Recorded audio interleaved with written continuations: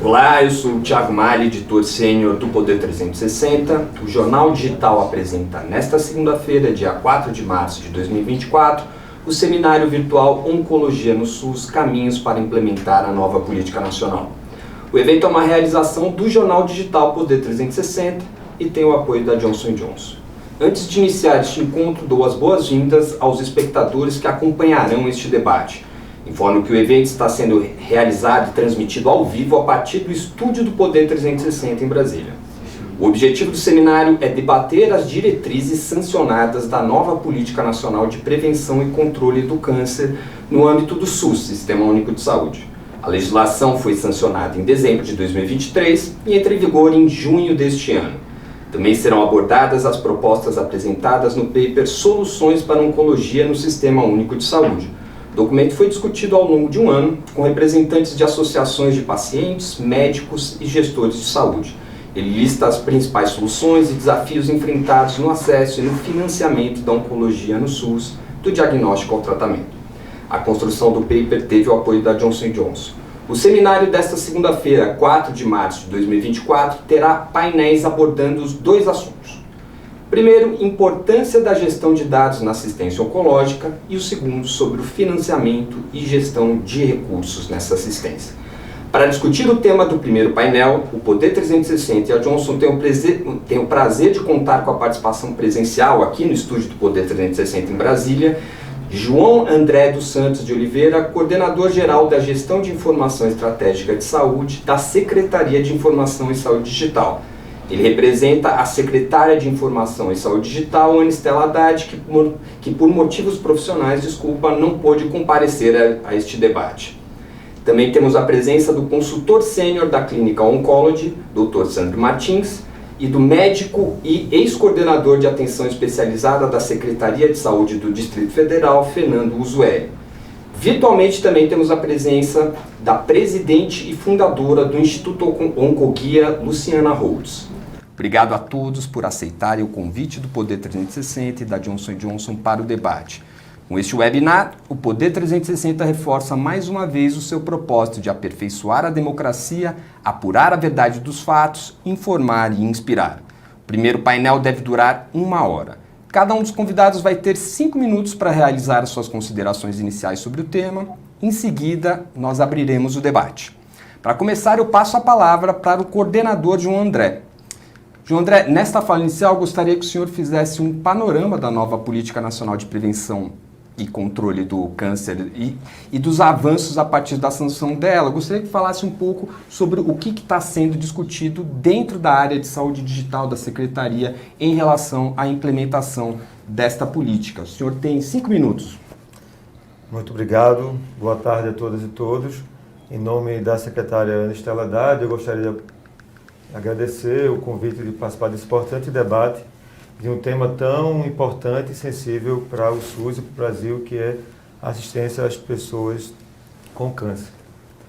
No âmbito do Ministério, nesse momento, esse é um tema muito central, de primeira ordem, e a Secretaria de Informação e Saúde Digital, a qual eu estou representando nesse momento, vem discutindo intensamente com o secretário da Secretaria de Atenção Especializada, Elvésio Magalhães, medidas e estratégias para qualificar e intensificar o que já existe, qualificar e avançar novas possibilidades para dar conta de responder às necessidades de cuidar das pessoas com câncer no nosso país.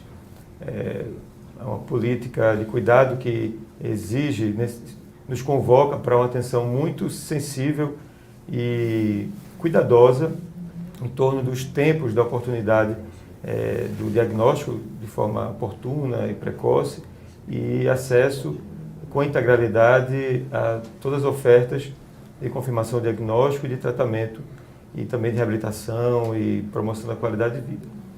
Nesse sentido, é importante dizer que para que isso seja possível, para que seja feita uma adequada coordenação, implementação da política, nós precisamos de informação oportuna, informação de qualidade. Então, a Secretaria de Informação e Saúde Digital vem buscando, né, superar vários desafios que nós temos no SUS historicamente, e que passa por uma fragmentação muito grande dos sistemas de informação, né, sistemas nacionais, muitas vezes, com frequência, pensados em diferentes momentos de criação do SUS, para diferentes propósitos, inclusive com diferentes tecnologias. Então, a gente vem se debruçando sobre esse desafio na perspectiva da gente conseguir avançar na integração dos vários sistemas de informação, e mais do que a integração, a gente construir uma interoperabilidade entre esses vários sistemas. Sistemas de produção, né, ambulatorial, hospitalar, sistemas de registro clínico, né, dos prontuários eletrônicos, com vistas a podermos daí construir, produzir informações. Né? Dado por si só não quer dizer necessariamente alguma coisa, ele só passa a ser algo quando nós utilizamos os dados de forma adequada e com propósito, né? Nesse sentido, produzir informação oportuna e com consistência, né? Com qualidade. Então, no âmbito da Secretaria de Informação e Saúde Digital, no âmbito do Ministério da Saúde, uma grande prioridade é um esforço conjunto em torno da Rede Nacional de Dados de Saúde, que é a RNDS, que é uma grande plataforma de interoperabilidade que vem sendo desenvolvida há poucos anos, desde 2020, mas ela é fruto de um esforço de muito antes, né? Mas que na gestão agora da ministra Nízia Trindade e com a secretária Anistia Haddad, ela vem tomando uma dimensão e vem se intensificando de forma muito, muito importante. Então, a RNDS é uma plataforma de interoperabilidade onde nós estamos trazendo os dados dos vários sistemas de informação, inclusive dos prontuários eletrônicos de atenção primária à saúde e de vários outros âmbitos de atenção, imunobiológicos, exames laboratoriais, dados de regulação, para que eles venham para essa plataforma e elas possam conversar entre si e daí a gente poder construir e contribuir para uma jornada de cuidado do paciente, né, de maneira geral, no SUS, e inclusive aí o paciente oncológico, né, que oportunamente a gente possa utilizar esses dados para produzir informação e cruzando esses dados possa construir esse itinerário do paciente dentro do SUS e possa inclusive a partir disso construir outras possibilidades de oferta de acesso para esse paciente, inclusive utilizando o telesaúde, suas várias ofertas, suas várias ferramentas para aumentar com qualidade, integralidade e o acesso a essas pessoas a todas as ofertas de saúde que ele precise. Então, eu diria, para finalizar, que a RNDS, enquanto plataforma de interoperabilidade, é uma grande aposta nossa, em parceria com a Secretaria de Atenção Especializada também, para que a gente possa construir informação e contribuir para esse acesso de forma oportuna e adequada, né? Com qualidade, integralidade e dentro dos princípios do SUS, do paciente oncológico, todas as ofertas que ele precisa. Tá certo. Agora, doutor Sandro Martins, a gente mencionou no começo aqui na apresentação deste webinar o documento Soluções para a Oncologia do Sistema Único de Saúde, que o senhor participou da coordenação. Queria que o senhor apresentasse um pouco os pontos que esse documento coloca em relação a propostas nessa área de gestão de dados. Pois não, Tiago. A intenção, quando reunimos um grupo de 29 especialistas e profissionais que estão em diversas faces do cuidado do paciente com câncer no sistema de saúde, foi tentar endereçar algumas ações que pudessem ser mais práticas, pragmáticas até, para poder, num primeiro momento, resolver alguns gargalos reconhecidos na questão da assistência do paciente oncológico no SUS. Então, só para citar, por exemplo, nós temos o fato de que o conhecimento a respeito da prevalência de câncer no país e da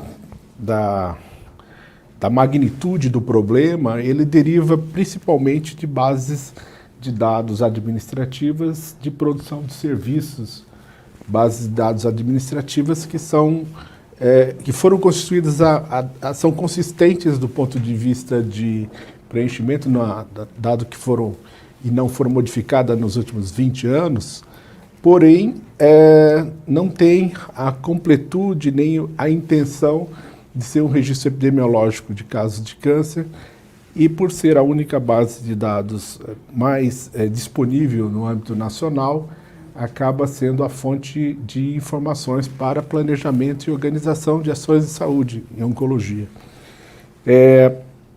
A gente entende que com os registros eletrônicos em saúde, caminho que o Ministério da Saúde vem trilhando ao longo dos últimos anos, principalmente, vai se poder provavelmente constituir um reforço às informações que hoje são coletadas sob demanda de hospitais que atendem oncologia, por exemplo, em registros hospitalares de câncer, mas vai produzir um panorama talvez mais completo da magnitude do problema no país.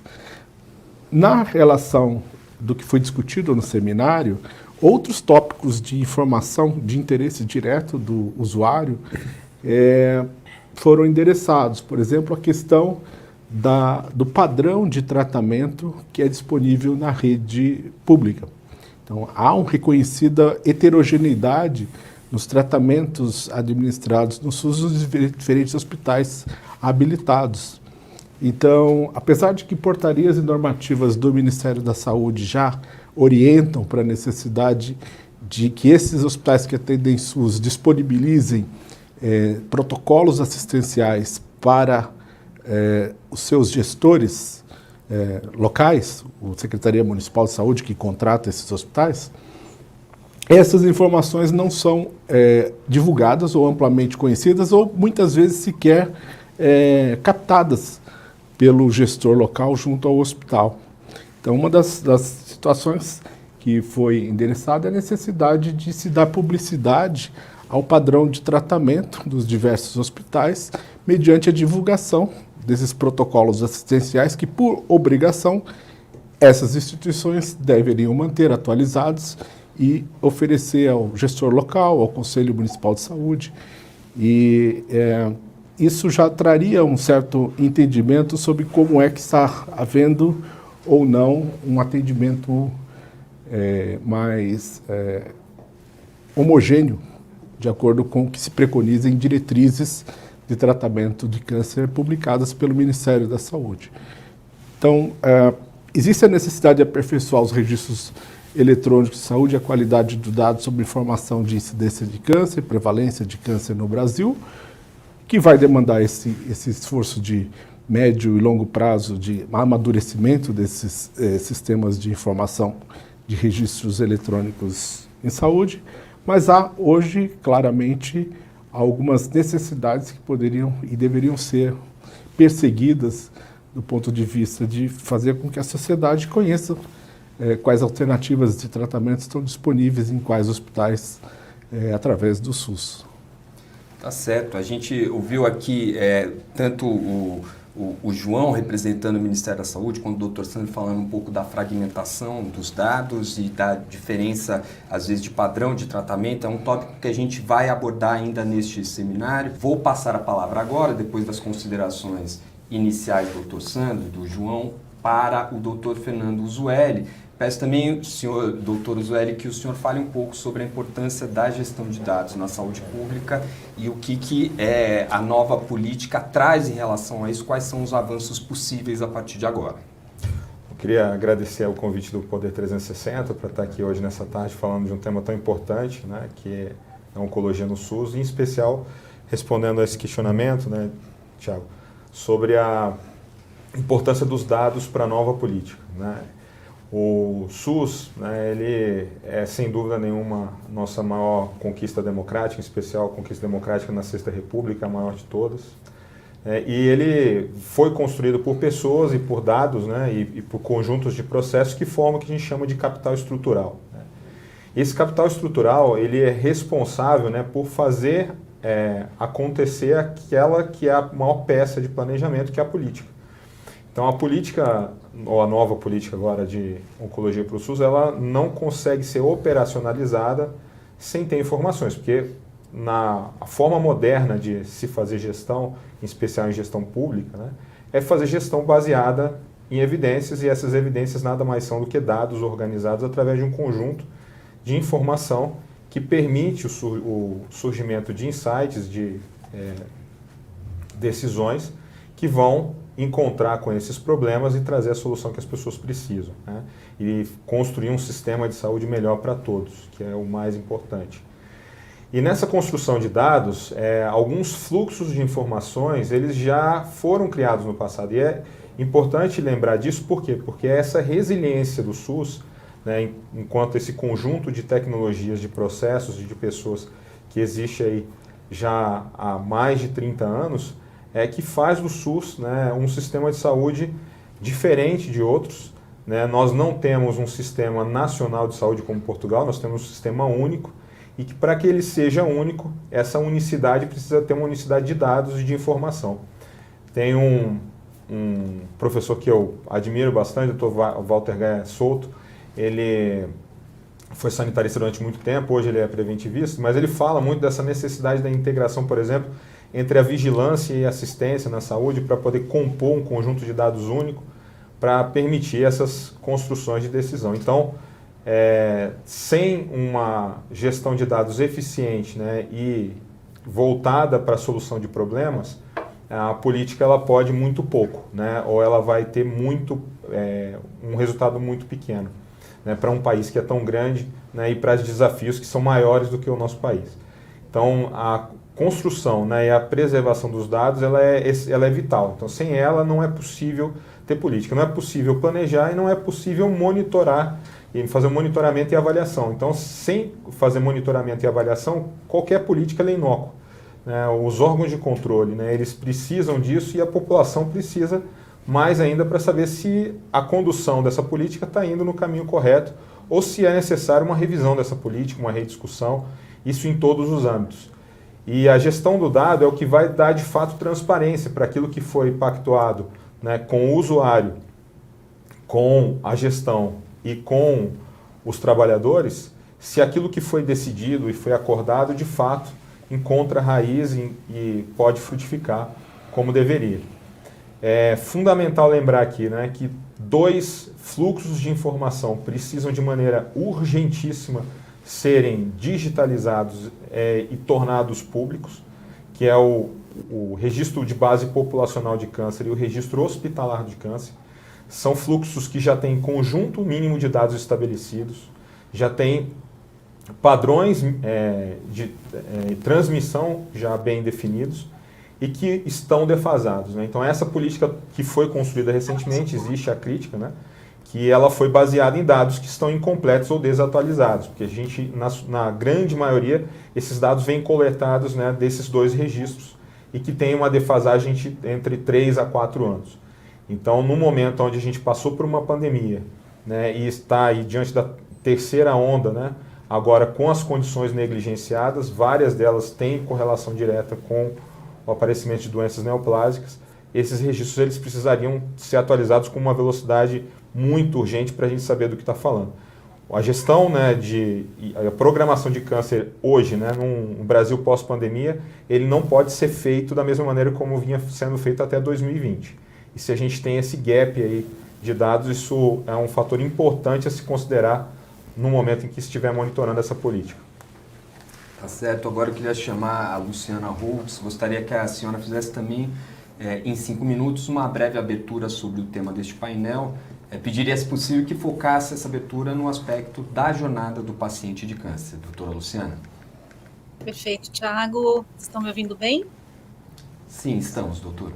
Então tá bom. Bom, primeiro é um enorme prazer estar aqui com vocês, especialmente reunido com especialistas, né, e hoje com grandes líderes envolvidos nessa espera, nessa construção aí tão esperada, que é a gente poder ter no Brasil uma política nacional nova, né, o que a gente está chamando aí de uma nova lei para o câncer.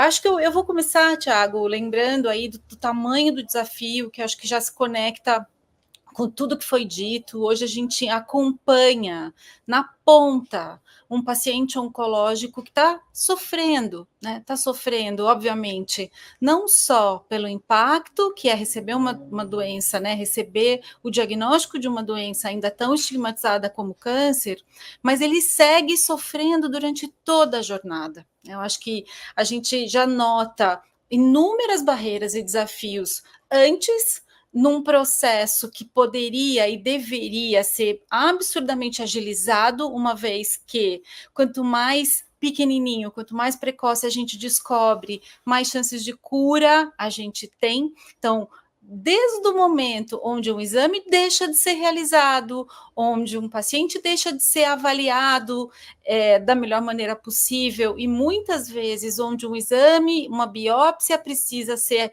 feita com muita rapidez, isso tudo a gente já vê com muito cuidado, porque sim, a gente precisa, sem dúvida nenhuma, que isso seja agilizado, né? Então, a gente vê demoras gigantescas relacionadas a conseguir fazer uma biópsia. Eu estou falando de 6 meses, eu estou falando até de 9 meses, dependendo do tipo de câncer. E, claro, quando a gente acompanha um paciente que acaba de receber seu diagnóstico, as barreiras também existem, porque ele também tem muitas dificuldades para conseguir começar o seu primeiro tratamento. Rapidinho aqui eu já estou falando de 2 leis que hoje já existem e que protegem e que deveriam garantir esse direito para os pacientes. Eu estou falando aqui da lei dos 30 dias, que preconiza a realização da biópsia em até 30 dias, a partir do momento ou de um pedido médico, ou até mesmo, né, da detecção de um sintoma. E eu estou falando aqui da lei dos 60 dias, que, obviamente, a partir da biópsia, a partir do anatomopatológico, deveria o primeiro tratamento começar em até 60 dias. A gente está falando, claro, de muitos desafios, a gente está falando, obviamente, de um sistema de saúde muito sobrecarregado, que precisa de mais investimento, que precisa né, que a gente olhe com mais atenção, porque a gente vai falar um pouquinho mais sobre esse famoso financiamento da oncologia, mas é o paciente que está pagando, e está pagando muito caro, né, com a dificuldade de ser bem cuidado, com a dificuldade de receber um diagnóstico avançado, muitas vezes dele não conseguir ser cuidado por uma equipe multi.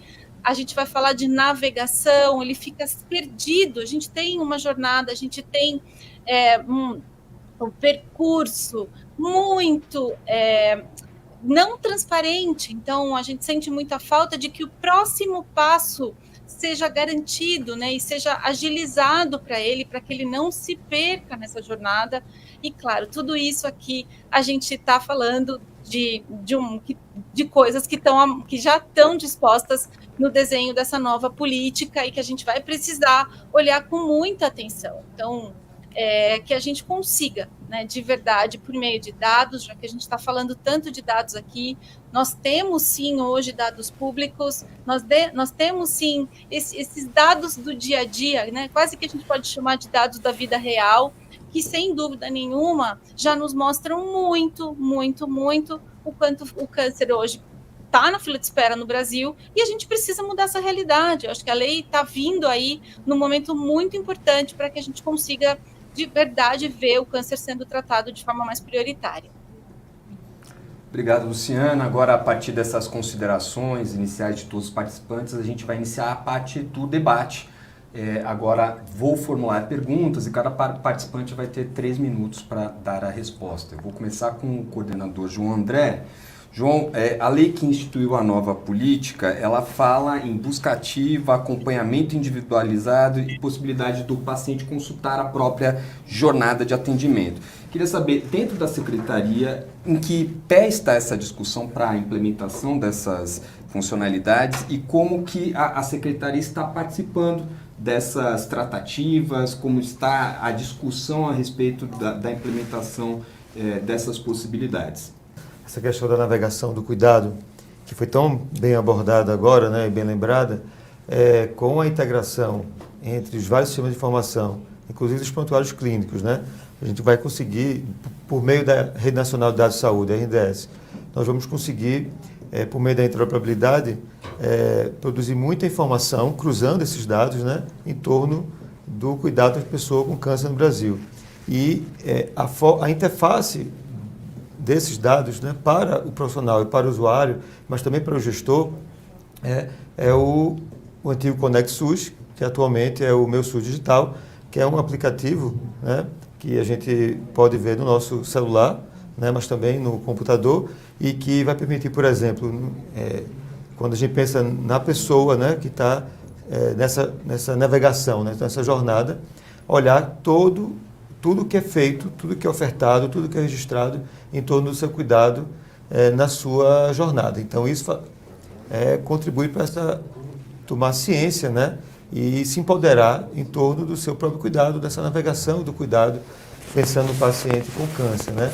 Então, na medida que a gente consegue trazer esses dados para a RNDS e consegue interoperar esses diversos sistemas, nós conseguimos fazer com que uma pessoa que foi vacinada em Belém do Pará, no Unidade de Saúde da Família, depois ela foi atendida numa UPA com a dor lá em Recife, né?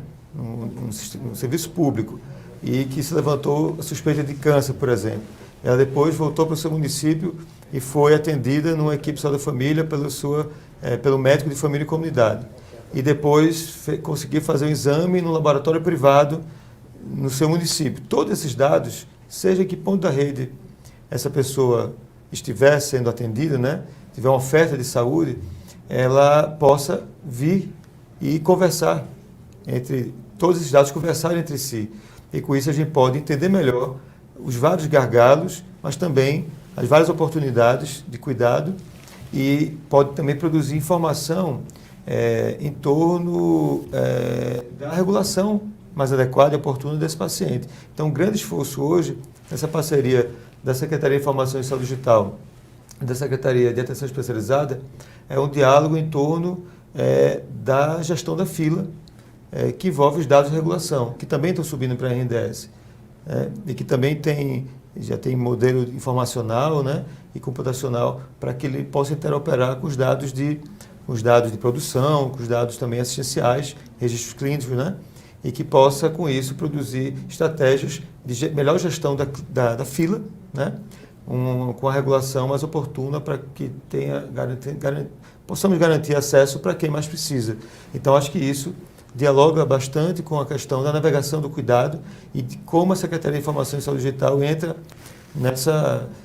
para contribuir, né, para a implementação disso no âmbito da nova política, com essa estratégia de maior integração, interoperabilidade e também criação de estratégias, inclusive criativas, né, e também olhando para o que já existe em vários âmbitos, né, para que possamos ter essas estratégias de articulação, né, e todas as ofertas de cuidado, todos os pontos da rede para essa pessoa ser melhor cuidada, né, com mais integralidade, com acesso garantido de forma oportuna e com mais resolutividade também, no âmbito do SUS. Agora, João, eu só queria insistir um pouco nesse ponto do Meu SUS Digital, o antigo Conect SUS. A lei tem esse prazo todo, né, até a implementação dela agora no segundo semestre, no meio do ano. Já deve começar com o usuário tendo acesso à jornada dele no Conect SUS, no Meu SUS Digital, Sim. Que é o novo nome. Há um prazo para isso acontecer? E também gostaria de aproveitar para emendar a pergunta a respeito do que estávamos conversando aqui, sobre a integração também com dados da rede privada, porque às vezes o paciente Sim. tem um atendimento na rede privada, outro na rede pública. Gostaria que você falasse um pouco rapidamente sobre isso também. Excelente pergunta, Tiago. Eu não vou conseguir falar de um prazo para que isso esteja na mão do usuário quanto navegação pelo Meu SUS Digital, porque vem sendo feito um processo intenso e progressivo de subida de dados para a RNDS. Então, a gente tem volumes de bilhões de dados imunobiológicos, milhões de dados assistenciais, do eletrônico, né, do cidadão, e milhares de dados da regulação. Então, isso é progressivo. Então, quanto mais nós consigamos avançar em relação à subida desses dados para a rede, isso envolve um trabalho árduo, tripartite, que envolve muitos atores envolvidos em todo esse processo, nós vamos conseguir ter mais possibilidade de que isso vire uma realidade. mas o meu SUS digital já é uma realidade no sentido de vários serviços que tem, inclusive mini apps dentro do aplicativo Meu SUS Digital. Mas a ideia é que no futuro não muito distante, futuro próximo, a gente possa ter isso de forma mais palpável, né? Porque vai depender de toda essa jornada aí de subida dos dados para a RNDES, que envolve todos os atores, agora inclusive o setor privado. Então, a Secretaria de Informação do Ministério Digital, ela já tem uma agenda com a ANS, né? Tem todo um sistema de governança pelo Comitê Gestor de Saúde Digital, que se reúne mensalmente com vários atores envolvidos nesse processo, e o diálogo com os dados do setor privado, da saúde suplementar, ela está na agenda do Ministério, da Secretaria de Informação e Saúde Digital, como importantíssimo para que isso que nós estamos conversando aqui possa acontecer. Então, a RNDES não se restringe aos dados só do setor público. Haja vista os dados de vacinação, que foi um exemplo, né, mais assim, palpável que nós tivemos recentemente de conversa com os dados de todos os âmbitos, tanto no setor público como no setor privado. Então, isso está, assim, sendo construído passo a passo e de uma forma intensa, né? Espero que o mais rápido possível a gente consiga que isso esteja na mão do usuário, né? Tá e do certo. gestor e do profissional também.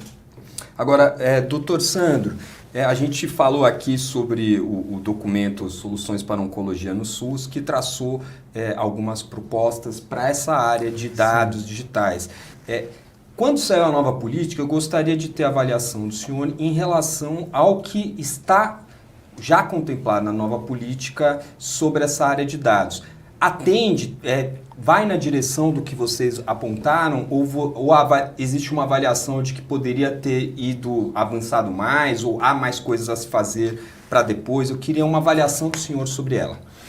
Bom, a lei que estabeleceu a Política Nacional de Controle de Câncer, ela eleva em nível de responsabilidade para todos os entes públicos envolvidos boa parte de uma organização que vem sendo desenvolvida dentro do Ministério da Saúde através de atos normativos infralegais que visavam e visam dar esse acesso universal e tempestivo a diagnóstico e tratamento de câncer no Brasil. As discussões do seminário, entendendo esse ambiente normativo, foram mais no sentido de identificar pontos de disponibilidade de tecnologia que poderia já imediatamente melhorar a navegação do paciente dentro do sistema. Um dos aspectos que foi visto e discutido e reconhecido por diversos gestores é a questão da diminuição do absenteísmo dentro do atendimento de média e alta complexidade do SUS.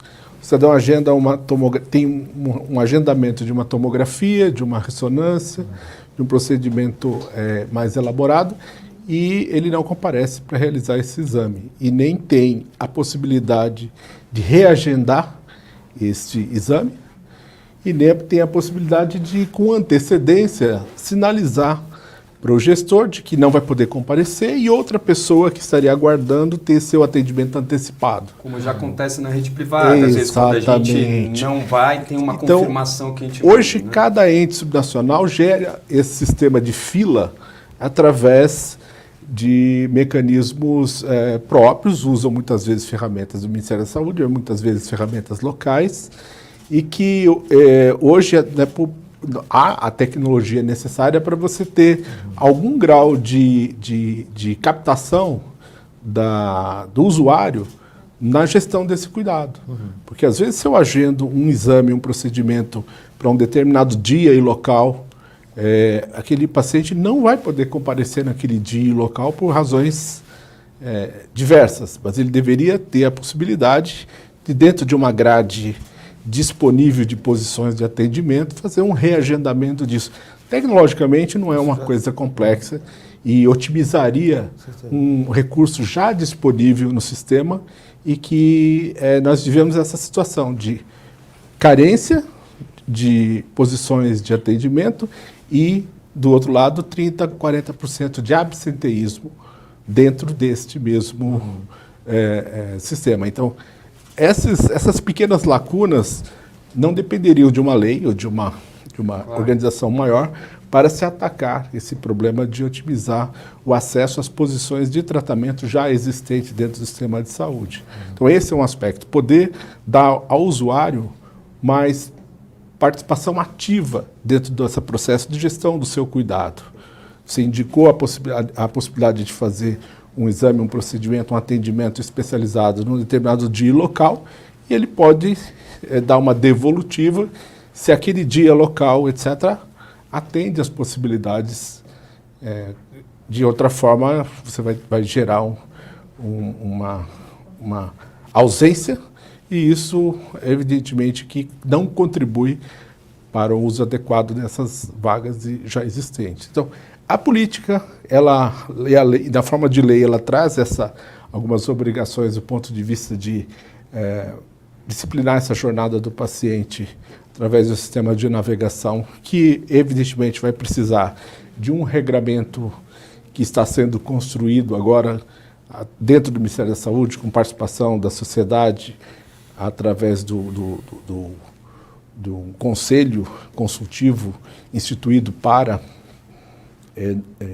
operacionalizar esses mecanismos da lei, mas eu acho que é preciso que tenhamos responsabilidade de usar adequadamente os recursos já existentes. Tá certo. Agora, doutora Luciana, eu queria pedir a sua participação nesse tema também. O doutor Sandro está falando de dar mais eficiência, né? De usar uma tecnologia disponível para tentar dar mais eficiência na fila, nos atendimentos ali de câncer. E eu sei que o Oncoguia fez uma análise também que mostrou uma outra questão em relação à eficiência, que é que 62% dos casos de câncer no SUS começam a ser tratados já nos estágios avançados, ou seja, quando há menos a ser feito pelo paciente. Eu queria que a senhora falasse um pouco sobre esse problema e sobre quais os caminhos a senhora enxerga para solucioná-lo. Pois é, Tiago, estava ouvindo aqui o Sandro, né? E quando o Sandro traz essa questão do absenteísmo, muitas vezes o paciente nem ficou sabendo, né? Que tinha chegado realmente o momento do exame dele. Ele simplesmente, assim, uma coisa é ele, claro, receber a informação e o exame ter sido agendado no momento que ele não pode faltar do trabalho, que ele não tem onde deixar as crianças, né? Ou por qualquer outra razão, ele pode até não ter dinheiro para o transporte para conseguir ir até a instituição realizar o exame. Então tem aí toda uma discussão muito ampla relacionada aí aos famosos determinantes sociais de saúde que a gente precisa, sem dúvida, olhar, mas, né, essa falta de transparência dificulta tudo, né? Dificulta tudo. Então, sim, eu acho que isso que você traz, a gente, baseado em dados públicos, então o Radar do Câncer foi uma forma que a gente encontrou de traduzir e de tornar disponível para toda a sociedade o dado público, né? Que nem sempre ele é fácil de ser acessado, baixado, encontrado ali no DataSUS ou no painel da oncologia, né? Nas plataformas hoje que a gente tem.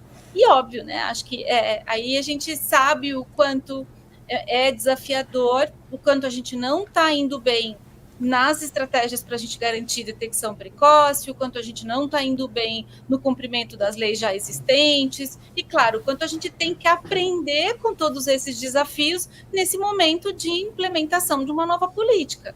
Então, né, o doutor Fernando trouxe aqui essa questão do RHC e do RCBP, além do tempo, né, dele ser realmente, do quanto ele está lá atrás, né, defasado, a gente tem um desafio da quantidade, né, do quanto realmente o dado ele é. Se a gente pega um dado específico, ele representa muito pouco quando a gente olha para um todo. E eu tive a oportunidade, inclusive, de participar do último encontro de registradores de câncer no Brasil, e teve uma coisa que me incomodou muito, muito, e que talvez tenha que ser uma bandeira importante de todos nós, essa pessoa, né? O registrador mesmo, ele não é valorizado, né? Assim, é uma pessoa que faz tudo na mão, que fica dentro das instituições, praticamente implorando para que o dado seja coletado. ele não é a própria instituição não valoriza e muitas vezes não dá tanta visibilidade para o dado ali daquela instituição. Então, muitas vezes a gente está olhando para um todo que no individual não é coletado de forma adequada, não é valorizado. Então, acho que a gente precisa, acima de tudo, ter no Brasil realmente, né, talvez um compromisso muito grande em torno desse dado que vai apoiar os próximos passos, desse dado que precisa ser transparente, desse dado que precisa ser melhorado. Então, tem sim muito dado que a gente não tem, né? Que provavelmente no momento agora de revisão, a gente precisa entender como é que ele vai ser coletado. Então, acho que é isso, Tiago. Tá certo. Agora, eu queria pedir também a opinião do Dr. Fernando Zueli nessa questão da eficiência que a gente está falando, maneiras, né, formas de usar a tecnologia, os dados para melhorar a eficiência. Queria saber da perspectiva do senhor de gestor hospitalar também, o que o senhor acha que pode ser melhorado do ponto de vista da jornada do paciente e do ponto de vista da gestão e da prática clínica propriamente. Quando a gente fala de eficiência, né, é importante a gente ter o olhar para o desfecho, o olhar para o resultado final, né? Isso é que importa de fato quando a gente fala de ter um sistema mais eficiente. E para executar alguma tarefa, ou algum projeto, ou alguma política com eficiência, é fundamental a gente mensurar ou dimensionar o esforço necessário para poder alcançar aquele resultado. Então, nós enquanto sociedade, né, nessa construção que foi feita com esse documento da nova política para oncologia, tá atento para aquilo que existe enquanto desejo e aquilo que existe enquanto possibilidades, né? Então, uma das coisas que hoje já está madura, né, e se olha muito pouco para isso é o registro de câncer. Eu peço desculpas por estar insistindo numa mesma nota, mas é porque às vezes o desejo em integrar muito, em integrar tudo, né, às vezes nos leva a um tempo de espera em que o câncer não pode esperar mais. Então, eu ter esse dado, né, para, por exemplo, monitorar essa política, para saber se de fato essas pessoas essas mulheres que estão em faixa etária, né, para o câncer de mama, têm um nódulo suspeito investigado, se a lei dos 60 dias está sendo cumprida. A gente precisa responder essa pergunta. Com o registro de câncer automatizado, eu consigo responder essa pergunta. E se a gente procura, às vezes, soluções ou painéis muito sofisticados, isso não vai nos conduzir a um horizonte de maior eficiência. A gente tem que lembrar que a gente tem hoje um imenso patrimônio chamado SUS. Isso é uma conquista civilizatória da nossa sociedade. A gente precisa proteger, fortalecer e valorizar. E a gente está no momento da vigência da emenda 95. Então a gente precisa botar o pé no chão nesse sentido, né, com um país com desafios macroeconômicos gigantes, e a gente precisa fazer. E aí, quando a gente fala de eficiência, é fazer mais com menos ou fazer mais com aquilo que nós já temos. Então, o que seria a minha sugestão? Organizar esse fluxo de informação que já está posto, esse conjunto mínimo de dados que também já está posto, e chamar os entes envolvidos, tanto da saúde suplementar quanto do sistema público, e que possuem um sistema eletrônico de informação, e pactuar padrões de interoperabilidade e dar o próximo passo. Porque a gente fala muito de interoperabilidade e fala muito pouco de intercâmbio. Interoperabilidade é algo que já está posto. Se você for para 10 palestras, você vai ouvir falar de FHIR e HL7 em todas elas. Agora, quando você precisa dar o próximo passo de como nós vamos fazer isso, que é um intercâmbio. Esse intercâmbio ele vai ser bidirecional, esse intercâmbio é de todos os dados, que é um assunto que está na página 2, 3 desse assunto. E que sem ele a gente não consegue avançar. Então, falando de eficiência, na minha opinião, a oportunidade está. A gente tem hoje, pela primeira vez na história da saúde, um momento onde o ganho tecnológico dá escala numa velocidade e em uma complexidade que a gente reduz custo em saúde.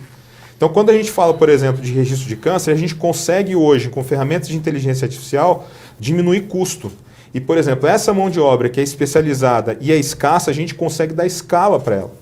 Então, muito do que existe de desafio dentro do registro de câncer hoje pode ser vencido com inteligência artificial, desde que eu tenha uma governança mínima para pactuar esse intercâmbio de dados em saúde e colocar uma máquina, por exemplo, para poder fazer esse serviço e deixar o registrador para uma atividade mais nobre, que seria de repente, fazer uma análise e estar monitorando busca ativa, porque quando a gente fala, por exemplo, de uma tomografia que não foi realizada, ela, na realidade, o acesso à atenção especializada ele é um pouco mais detalhado do que o acesso à atenção primária. Eu sou médico de família de formação, né, mas tive a experiência de estar como gestor de atenção especializada aqui no Distrito Federal para uma população de 4,5 milhões.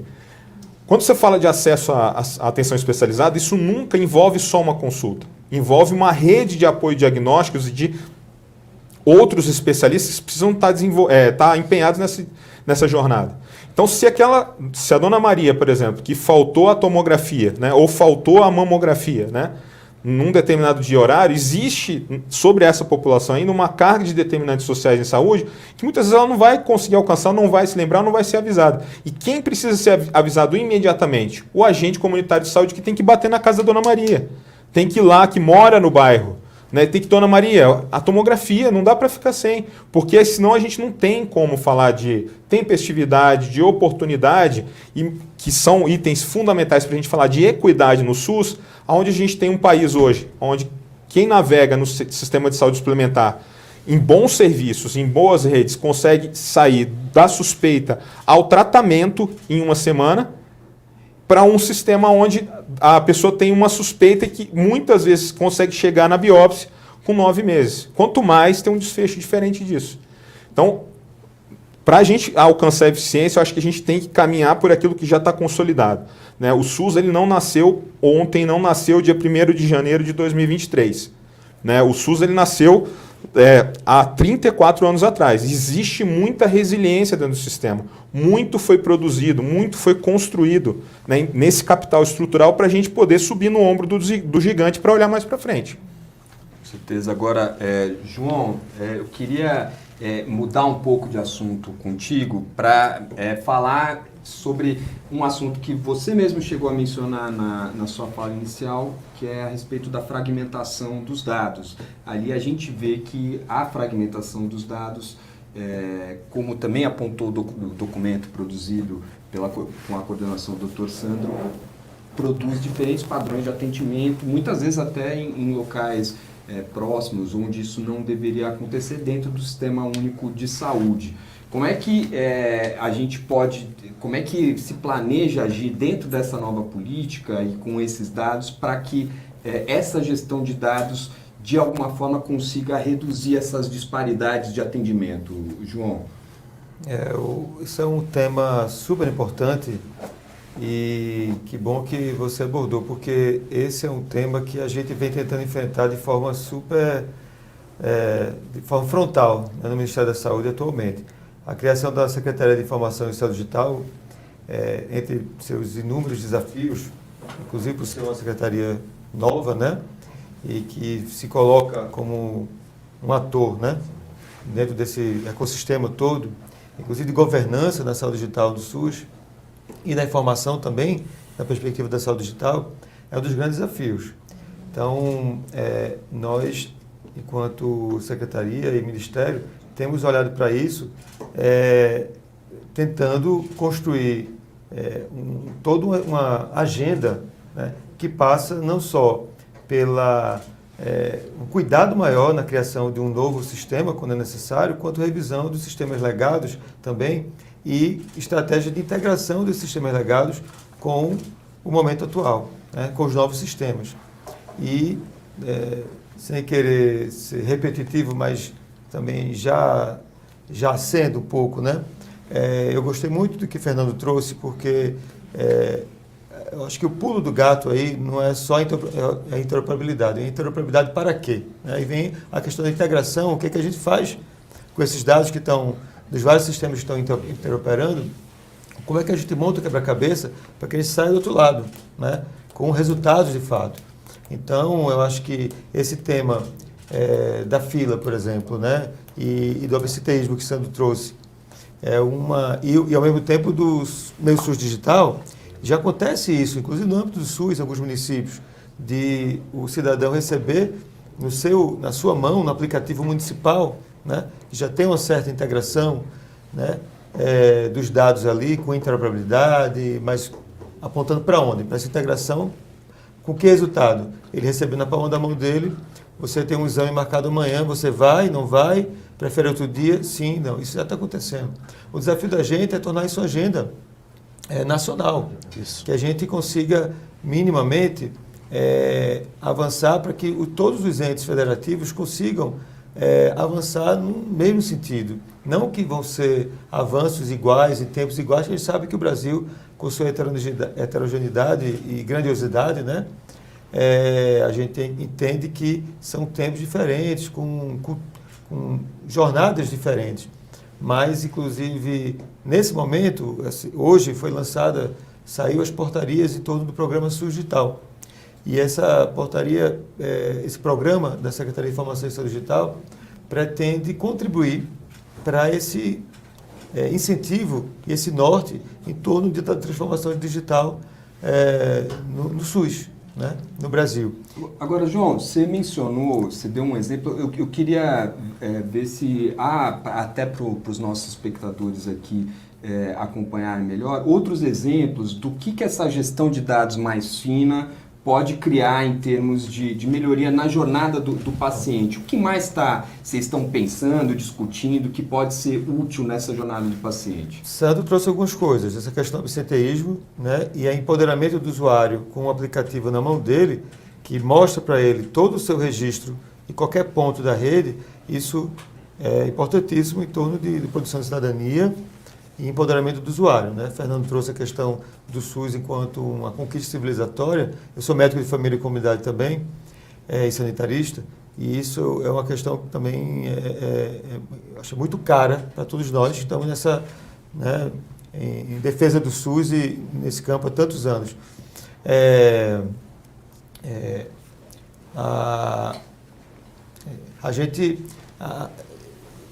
Essa questão que Sandro trouxe, né, repetindo, de ter na palma da mão essa possibilidade da pessoa entender o que está acontecendo na sua jornada e se apropriar disso e ter autonomia, mas também outros dispositivos, como por exemplo, busca ativa, né, para pessoas que faltaram a consulta ou receberam o diagnóstico e aquilo ali é urgente, inclusive do câncer, isso é muito claro, né?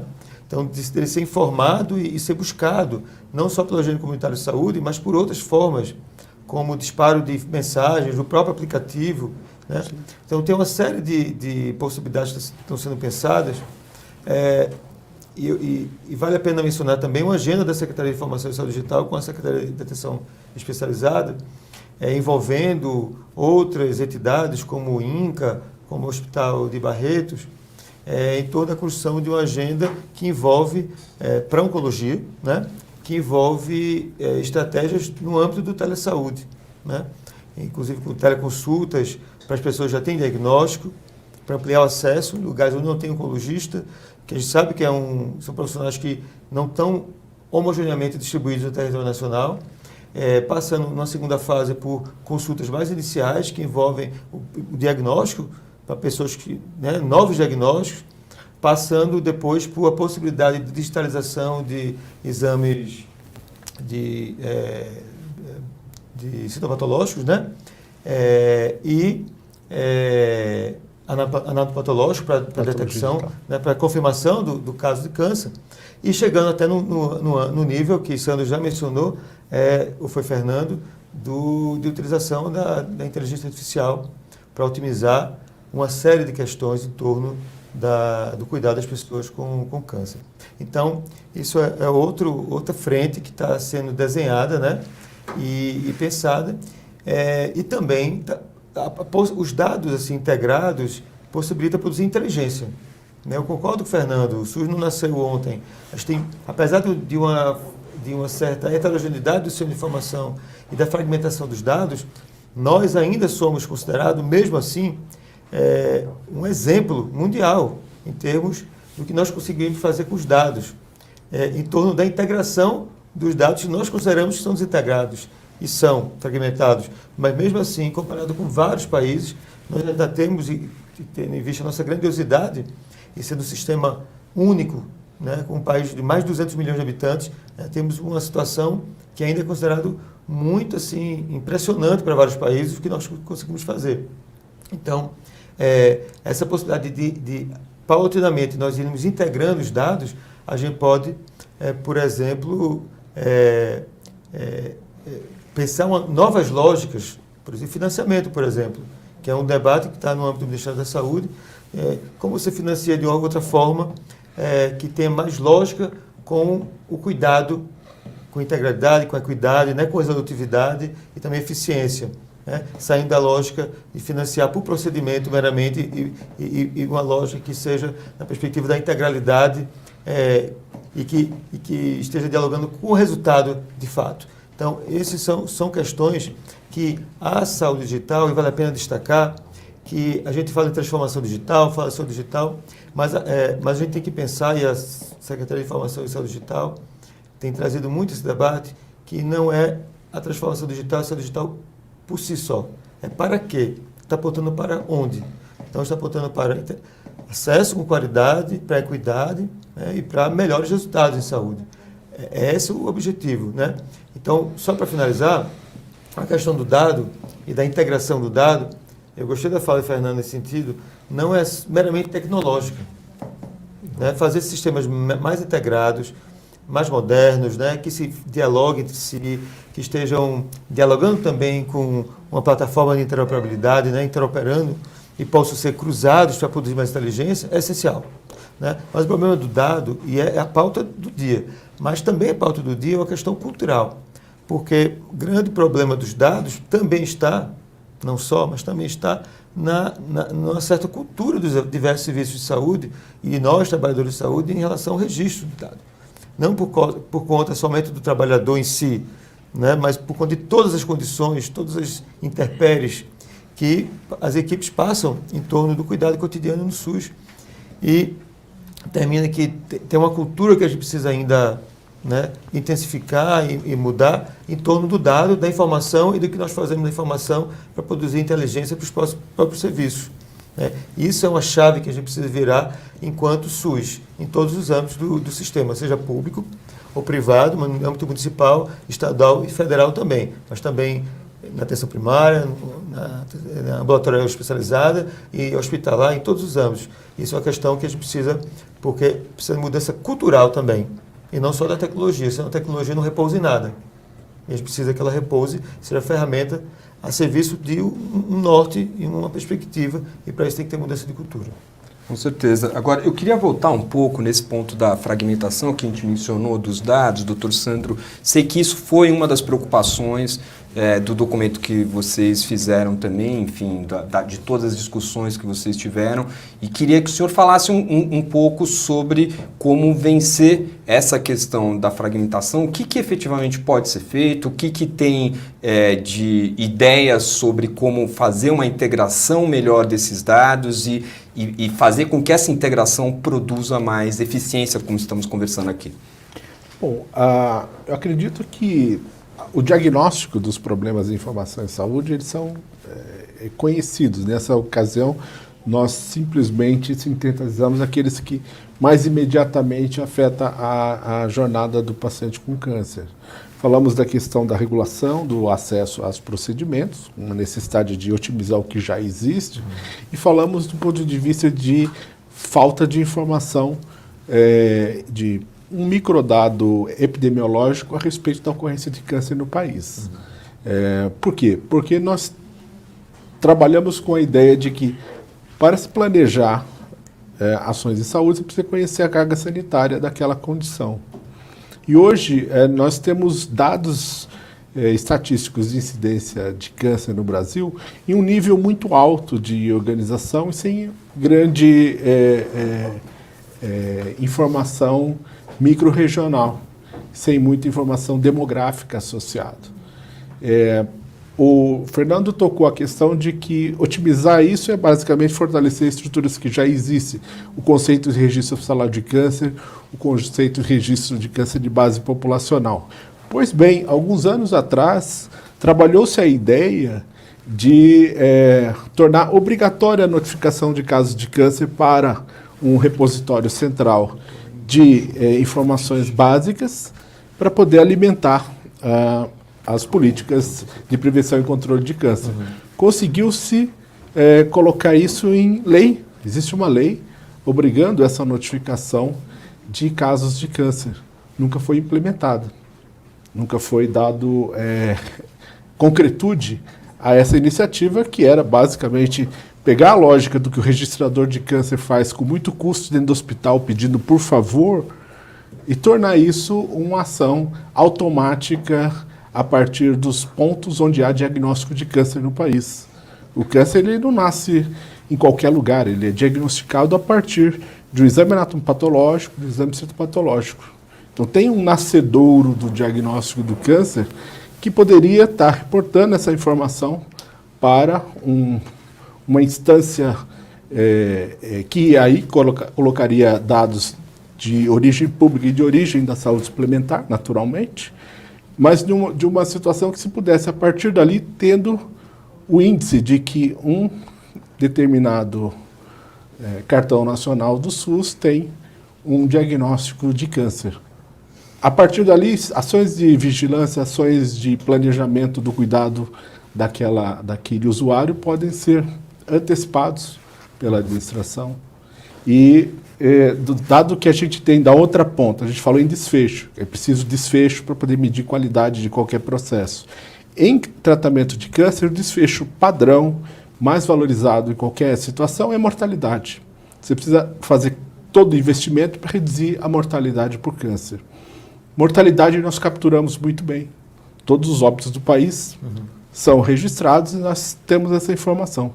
Se nós temos a ocorrência do caso de câncer e se nós temos a mortalidade, com uma série de dados você pode acompanhar qual é a mortalidade por câncer de mama, câncer de pulmão ou qualquer outro tipo de câncer dentro daquele coorte que foi acompanhado administrativamente dentro de um sistema de acompanhamento de dados. Então, a implementação de regras muito simples de registros de câncer, que já são feitos dentro do RHC, mas que poderiam ser simplificados para terem um alcance nacional, estaria realmente contribuindo para um melhor conhecimento da carga sanitária, quantidade de casos de câncer em quais regiões do país, para se prever políticas específicas. Nós não conseguimos hoje, por exemplo, no Brasil, analisar agregados de casos de câncer que podem ter relação com exposição ambiental, exposição ocupacional. Temos diversas situações conhecidas de agravos à saúde ambiental que a gente não consegue medir o impacto sobre a ocorrência de doenças crônicas como o câncer. Isso porque nós não temos como rastrear esses casos diagnosticados de câncer na rede.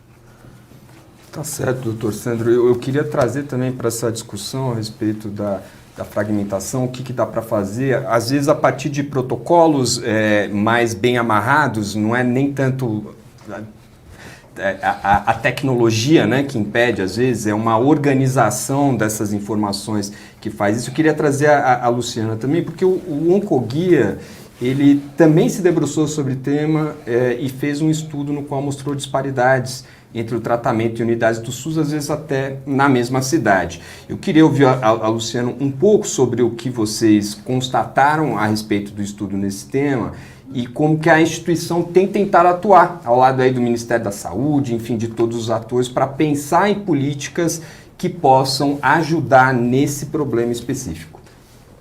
Muito bom, Tiago. Eu acho que, para quem não sabe, né, você está mencionando aí um famoso estudo nosso, inclusive publicado cientificamente, que é o Meu SUS é diferente do seu SUS, onde, de uma forma muito até intuitiva, a gente se deu conta do quanto essa desigualdade no acesso a um tratamento efetivo é gigantesca no Brasil e que vinha sendo tratada de forma normal, né? Porque eu acho que, se a gente olhar um pouquinho para a história, o modelo hoje, né, de financiamento da oncologia, ele era, né, vou falar, era, né, porque acho que a gente tem coisas importantes aí acontecendo, algumas drogas sendo compradas de maneira centralizada, mas era a PAC, né, que é um pacotinho que financiava um determinado tipo de tratamento. Qual? Cada hospital decidia. Né? Cada hospital decidia. Então, quando a gente, obviamente, começa a ver um avanço muito grande na forma de tratar o câncer, e inclusive com novas tecnologias, né, mudando o que a gente está falando aqui, o desfecho esperado no tratamento de um câncer, os pacientes, além, né, de poderem se curar, da gente poder falar cada vez mais de pessoas vivendo muito mais e melhor, essa questão aí do modelo da PAC, obviamente a gente está falando de tecnologias mais caras, o modelo da PAC deixa de fazer sentido, né?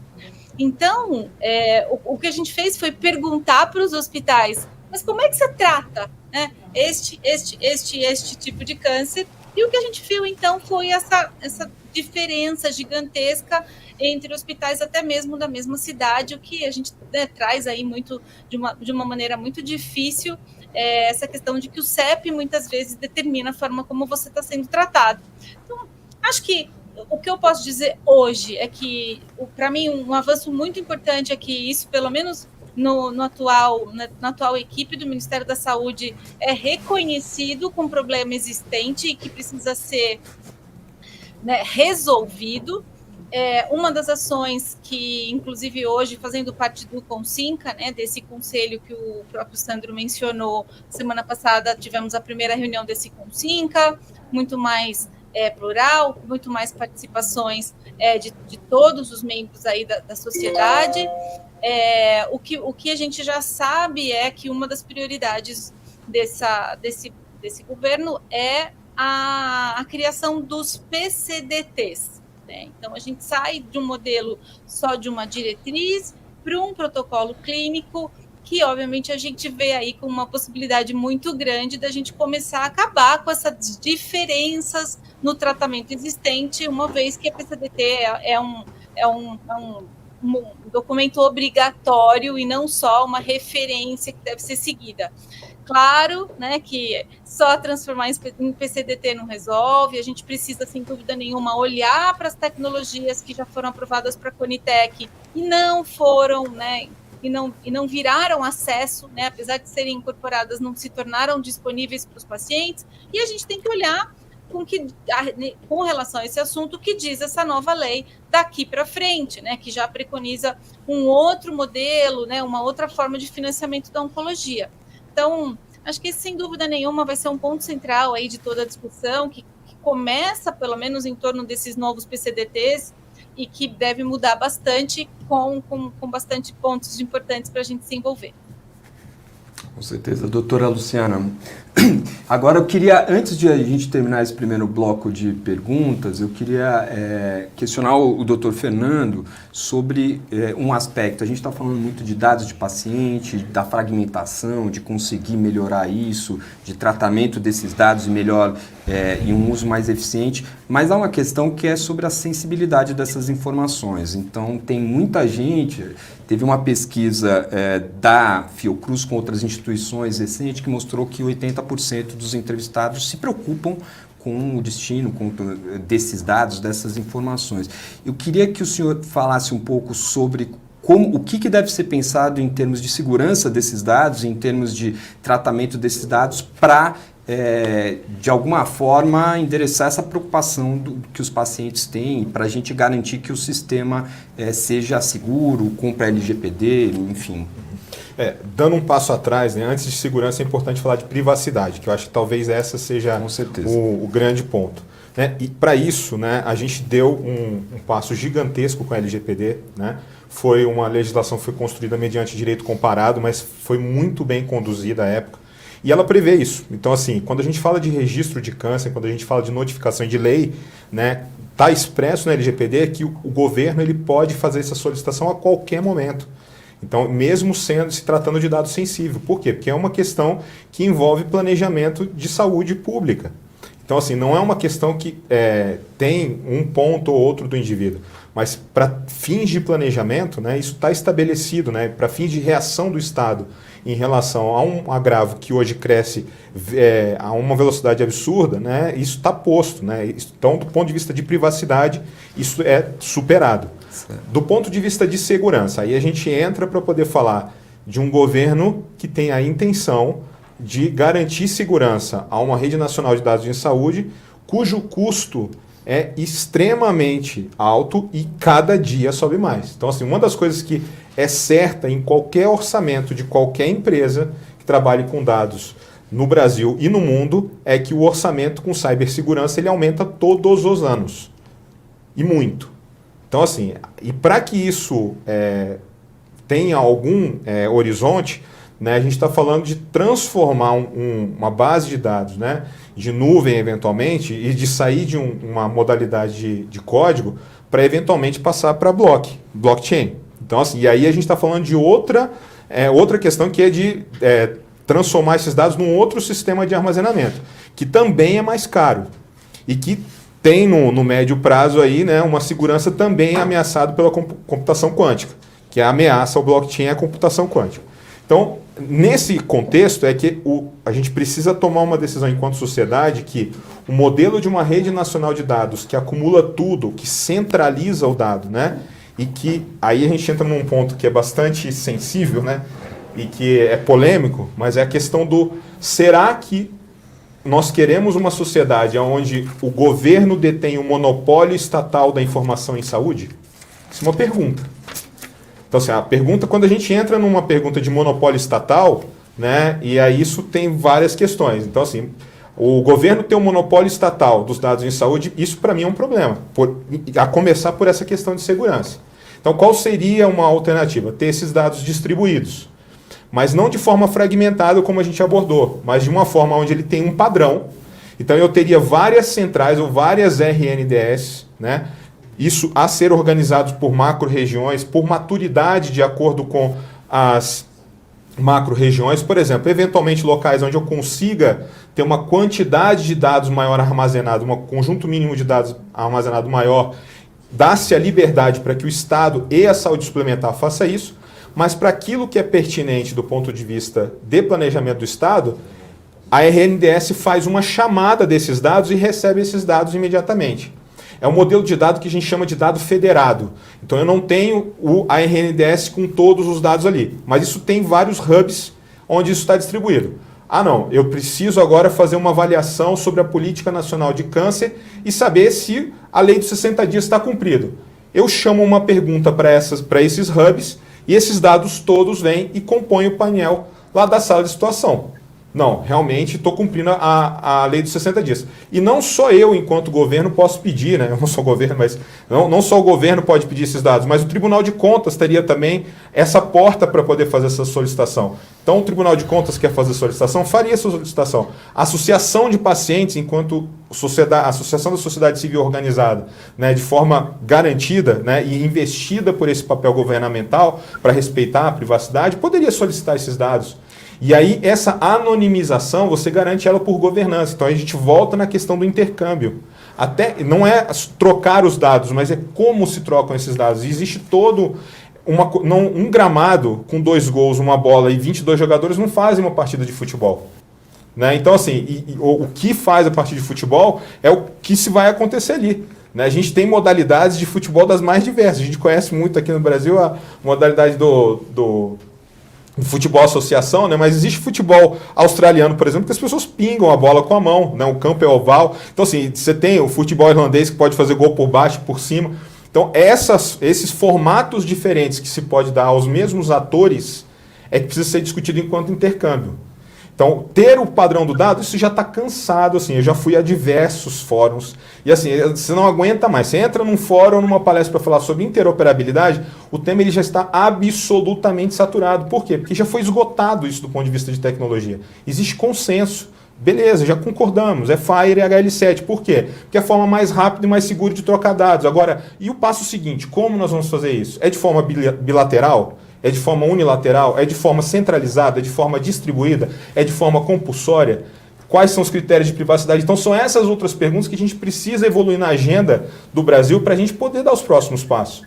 Porque senão isso vai continuar inócuo. Então vai ser uma política que vai sair e vai fazer par com a lei que foi emitida de que, olha, todo caso de câncer é compulsoriamente notificado. Não é.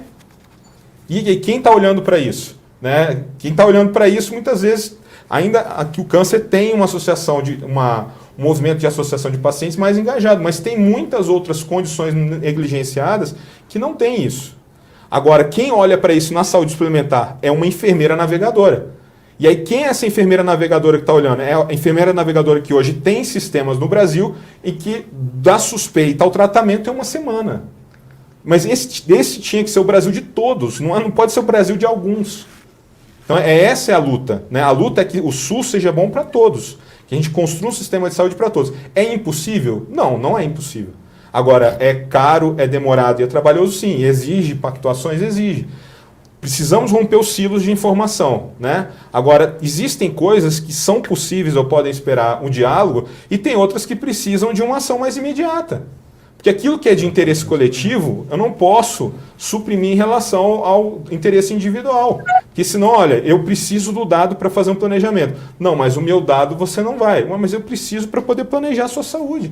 Como é que a gente ficaria na pandemia sem os dados de Covid? E foi compulsório. Vai entregar o dado. E fim. E os laboratórios todos fizeram isso. Isso foi ótimo para o Brasil. Então é esse passo que a gente precisa dar e isso vai, sem dúvida nenhuma, contribuir para um horizonte mais democrático nesse país, onde a gente vai olhar para todo mundo e construir uma saúde melhor para todo mundo. Não, com certeza. É esse aspecto da governança, mais do que discutir tecnologia, discutir como que isso vai ser organizado, qual modelo o Brasil deseja adotar e o quanto que isso traz benefícios e traz, às vezes, também alguns pontos negativos, tem que ser colocado em pauta e imagino que está sendo colocado em pauta nessa discussão de como melhorar a gestão dos dados dentro do Ministério da Saúde. Eu vou partir para a última sessão de perguntas e eu já vou pedir a todos os participantes aqui que façam também as suas considerações finais junto com essas últimas perguntas. Eu vou começar pela Luciana. Luciana, eu queria também te ouvir um pouco sobre esse debate muito importante que o Dr. Fernando coloca, da participação da sociedade como um todo na discussão do modelo de dados e dos modelos que devem ser utilizados. Queria saber como organizações da sociedade civil podem ajudar nesse debate, como elas estão participando desse debate sobre a construção também de ferramentas que possam ajudar nessa política pública. E pediria também que a senhora fizesse as suas considerações finais junto com essa participação, doutora. Muito bom, Tiago. Eu acho que o que eu acho que eu já trouxe aqui de fundamental é o fato da gente estar na ponta, acompanhando dores, desafios, prioridades de todos esses pacientes, né? Então, acho que para a gente poder garantir que realmente a política coloque, né, o paciente no centro, consiga garantir, né, que o que importa para o paciente seja considerado, seja ouvido. Estamos super à disposição, né, sempre construindo relatórios, levantando informações, monitorando as leis, aprendendo, né, a desvendar todas as plataformas públicas para poder conhecer melhor o dado e, claro, poder contribuir em como é que esse dado pode ser melhorado. Então, acho que esse é um ponto aí bastante importante, né, de monitoramento, de participação e de colaboração.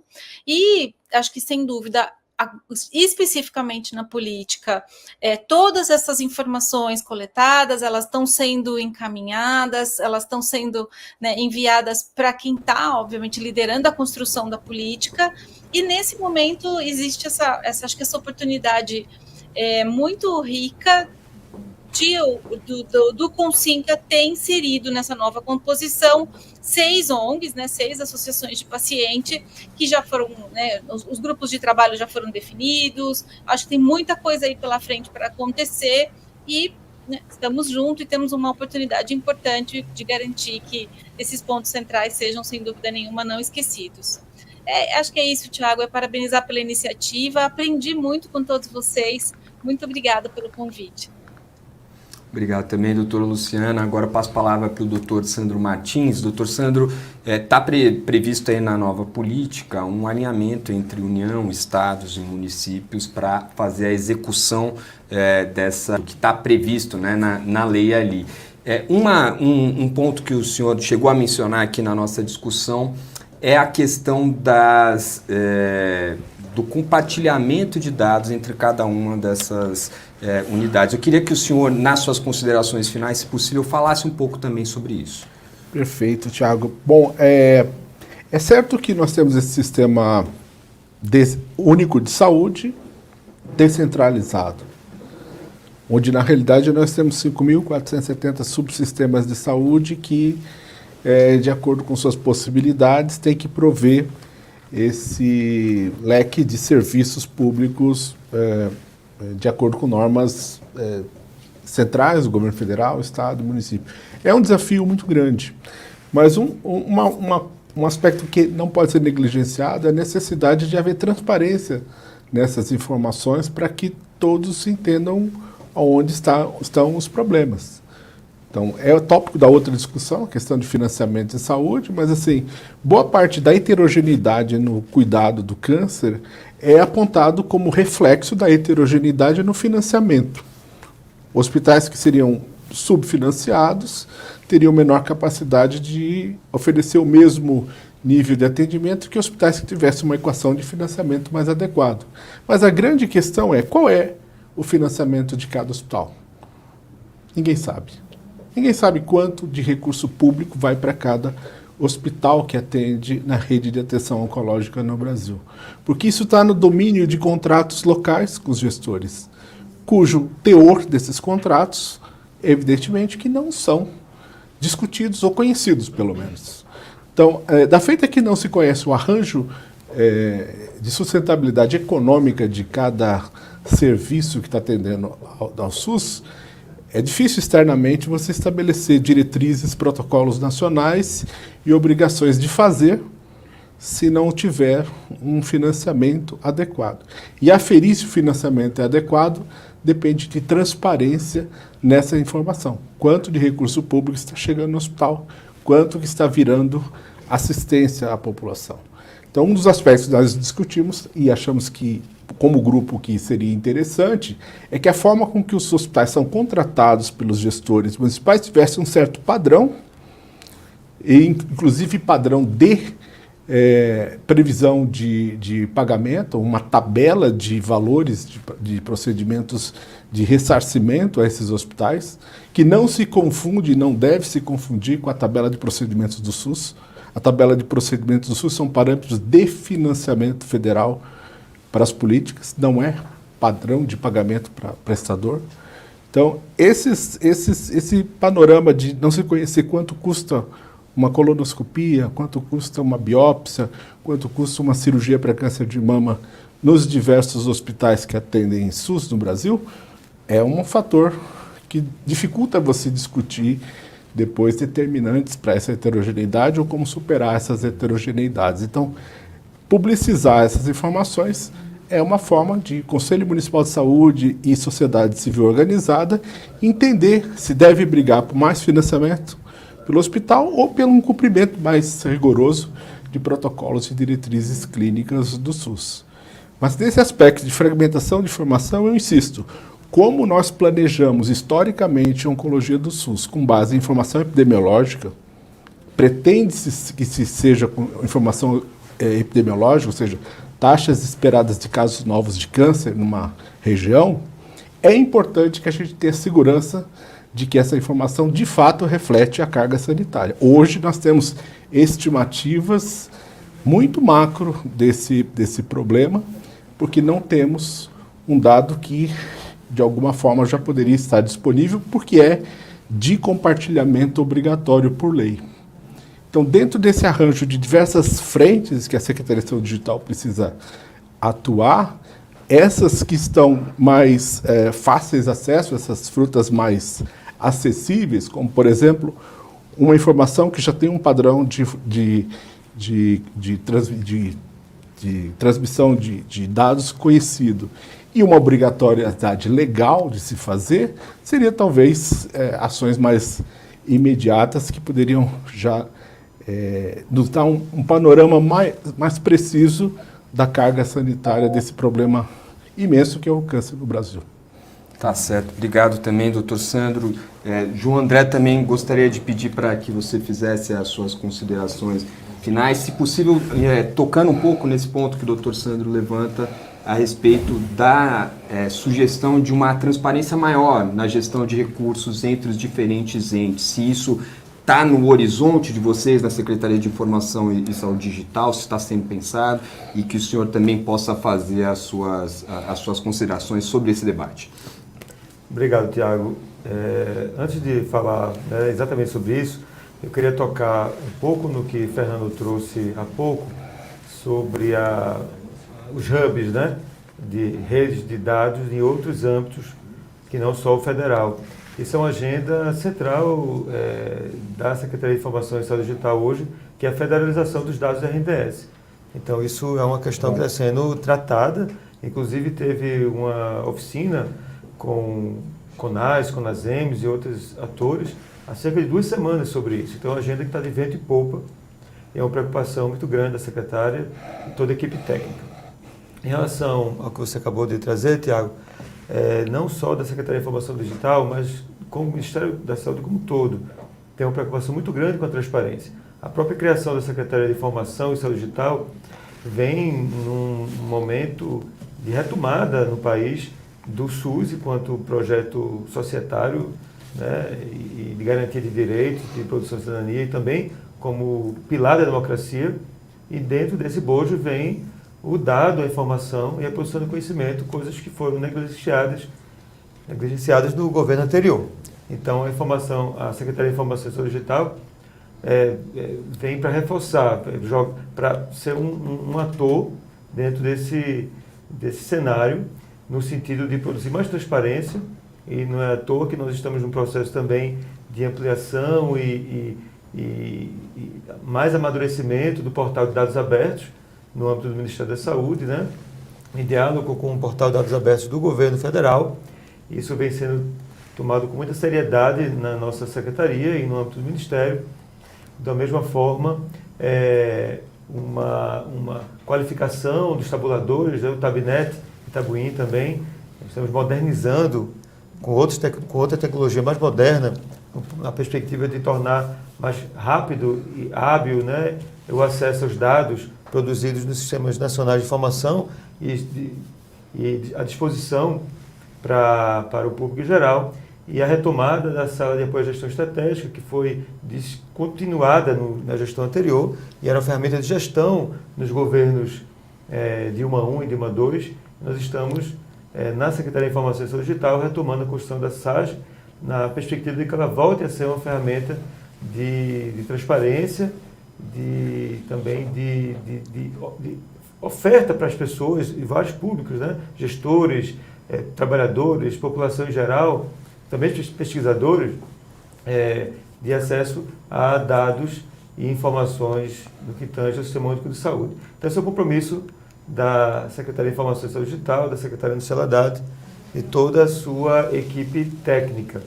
Então, fora outras estratégias no âmbito da governança da saúde digital e como a informação é tratada nisso, né? É um funcionamento muito intenso do Comitê Gestor de Saúde Digital, de todos esses debates sobre os padrões informacionais e computacionais, né? Os conjuntos mínimos de dados, de vários conjuntos de dados estão sendo discutidos e paulatinamente se avançando em relação a isso, né?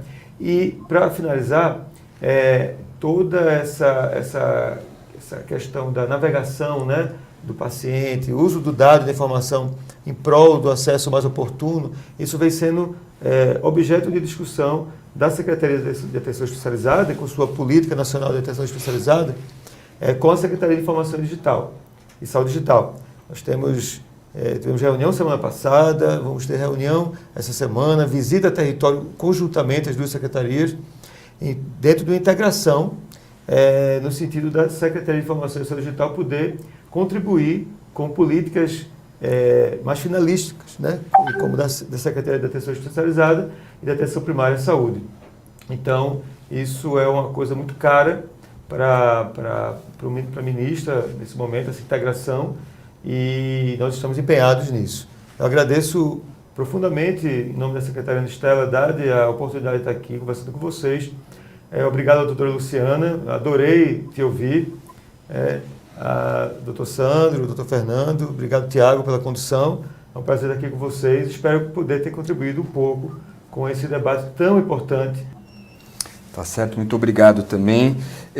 Eu gostaria agora de passar a palavra para o doutor Fernando também. Gostaria que o senhor também fizesse as suas considerações finais, possível focando um pouco nessa questão da tecnologia que o senhor mencionou tanto, enfim, do que a adoção de instrumentos como a inteligência artificial, como teleconsulta, no caso da oncologia, pode ser útil nesse caminho que a gente planeja trilhar com a nova política dentro do SUS.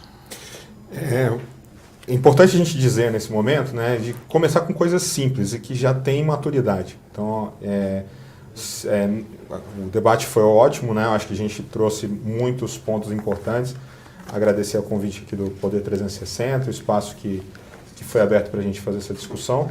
Mas a gente precisa olhar, né, isso muito é da filosofia da metodologia ágil, que ordena a maior parte hoje dessas construções em tecnologia, que se a gente pensar em resolver um problema, né, uma dor real, e olhar para aquilo que já funciona bem, né, e tentar ajustar, melhorar, corrigir rápido, né, para testar rápido e depois seguir em frente, eu acho que a gente tem muito sucesso. E lembrar que o SUS ele já tem uma estrutura. Então, assim, tem coisas que no SUS foram bem pensados, né?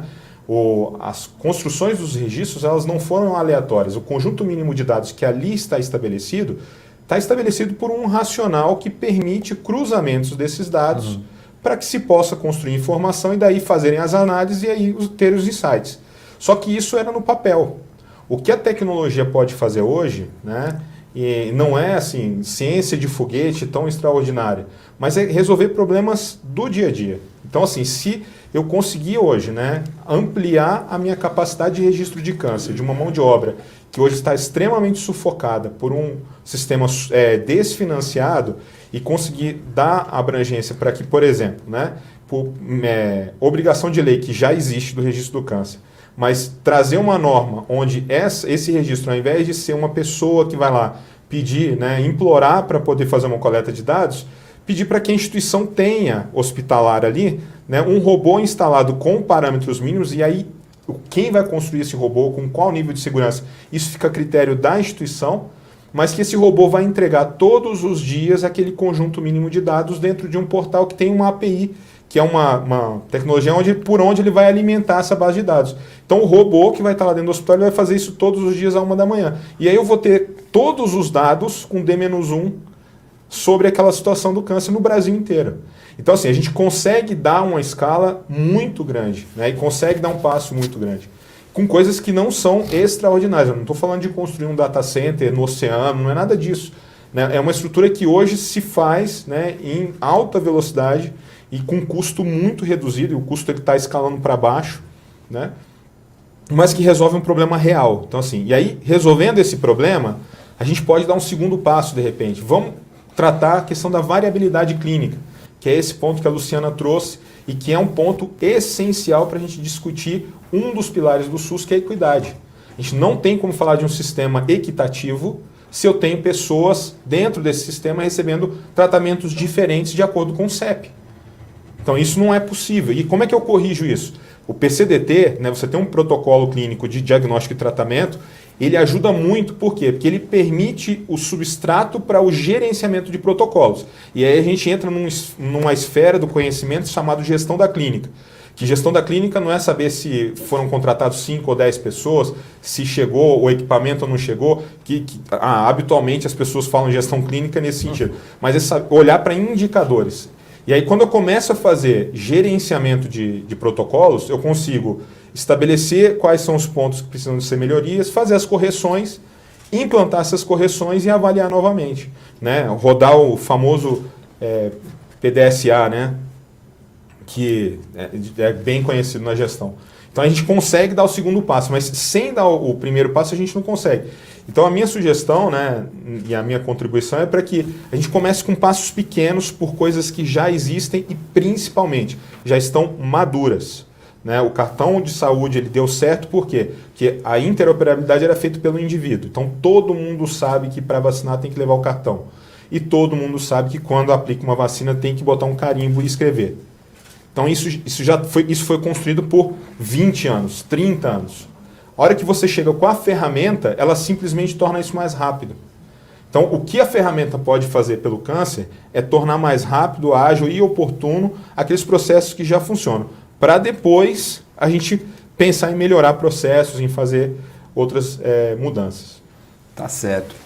Eu agradeço, então, ao João André Santos de Oliveira, ao Sandro Martins, ao Fernando Zueli, à Luciana Holtz, pelas contribuições feitas nesse painel. Este foi o seminário Oncologia no SUS, Caminhos para Implementar a Nova Política Nacional, realizado pelo Poder 360 com o apoio da Johnson. O evento terá agora uma pausa de 10 minutos e, no retorno, haverá o segundo painel desta tarde, Financiamento e Gestão de Recursos. Até já! Poder Monitor. Acesse agora e ganhe 30 dias grátis.